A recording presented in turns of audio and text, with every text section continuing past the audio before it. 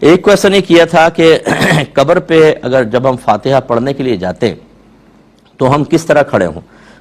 کعبۃ اللہ کی طرف رخ کریں یا کعبۃ اللہ کی طرف پیٹھ کریں؟ دیکھیں جو علماء نے طریقہ لکھا ہے وہ یہی ہے کہ ایک تو آپ پائتین کی طرف سے آئیں، سرہانے کی طرف سے نہ آئیں، کیونکہ مردے کو مڑ کر دیکھنا پڑتا ہے، جب کوئی آتا ہے نا تو وہ مڑتا ہے دیکھتا ہے تو اس کو اذیت اور تکلیف ہوتی ہے، تو پاؤں کی طرف سے آئیں اور اس طرح کھڑے ہوں کہ اس کے سینے کے سامنے ہوں آپ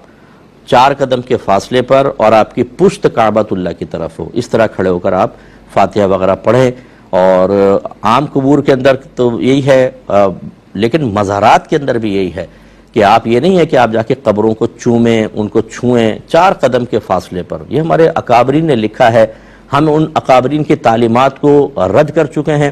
مزارات پہ جاتے ہیں، حد سے آگے گزرتے ہیں، بے ادبی کا مرتکب ہوتے ہیں، اور پھر تنقید کرنے والے کو حق حاصل ہوتا ہے کہ وہ آپ پر تنقید کرتا ہے۔ اسی طرح روضہ رسول پر آپ جائیں تو جالی کو ہاتھ لگانا، اسے بوسہ دینا، یہ ہمارے اکابرین نے بے ادبی لکھا ہے۔